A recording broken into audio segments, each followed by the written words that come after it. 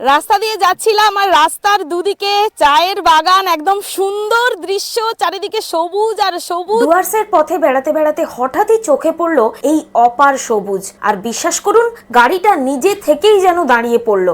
আচ্ছা, এমন দৃশ্য দেখলে কে আর এগিয়ে যেতে চায় বলুন তো? চারিদিকে শুধু সবুজ আর সবুজ, যেন প্রকৃতি নিজের হাতে সাজিয়ে রেখেছে এই জায়গাটাকে। চায়ের পাতাগুলো একদম মাথা তুলে দাঁড়িয়ে আছে, সেটা দেখতে কিছুক্ষণের জন্য এখানে দাঁড়িয়ে পড়েছি। এই যে সারি সারি চা গাছ, একদম পরিপাটি করে কাটা, দূরে পাহাড়ের আভাস আর এই নীরবতা, সব মিলিয়ে একটা অদ্ভুত রকমের শান্তি। জানেন কি, এই চা পাতাগুলোই পরে আমাদের সকলের কাপটা ভরিয়ে দেয়, কিন্তু এখানে দাঁড়িয়ে সেই চায়ের স্বাদ যেন আরো অন্যরকম লাগে।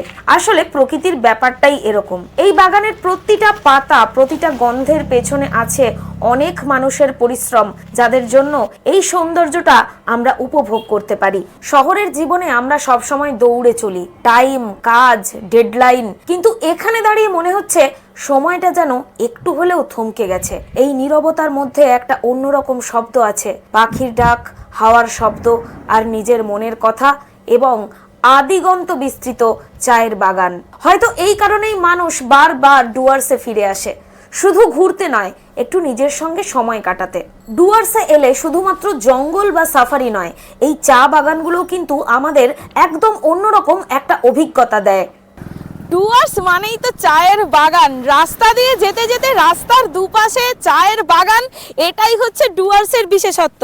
হালকা ঠান্ডা আছে, তাই সমস্ত সোয়েটার ফোয়েটার চাপানো আছে। ডুয়ার্সে এসেছি আমরা, দেখতেই পাচ্ছেন, আর যেদিকে তাকাচ্ছি আদিগন্ত বিস্তৃত শুধু চায়ের বাগান আর চায়ের বাগান।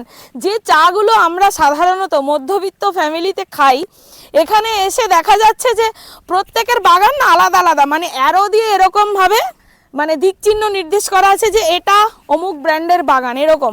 তো সেরকমই একটা চা বাগানের ভেতরে এখন ঢুকে পড়েছি, একটু হাঁটাহাঁটি করছি, একটু ঘোরাঘুরি করছি, আর সেই ফিলটা নিচ্ছি।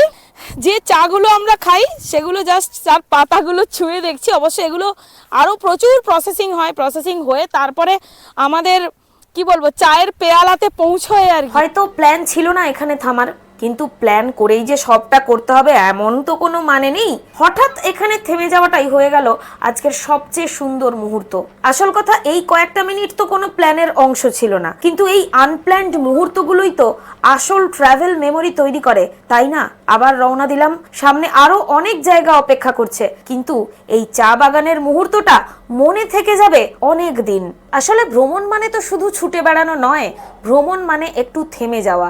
আজ এই ডুয়ার্সের পথে এই চা বাগানের সামনে দাঁড়িয়েও আমরা বুঝলাম সব প্ল্যান, সব গন্তব্যের বাইরে গিয়েও কিছু মুহূর্ত থাকে যেগুলো হঠাৎ করেই জীবনের সবচেয়ে সুন্দর মুহূর্ত হয়ে ওঠে। এই কয়েকটা মিনিট হয়তো খুব ছোট্ট, কিন্তু এই শান্তি, এই অনুভূতি, এগুলোই সঙ্গে করে নিয়ে যাব আমরা অনেক দূরে। আমাদের গল্প কিন্তু এখানেই শেষ নয়, আমরা আবার পথে নামবো নতুন গল্পের খোঁজে। এই ছোট্ট ছোট্ট পায়ে চলতে চলতে ঠিক পৌঁছে যাব।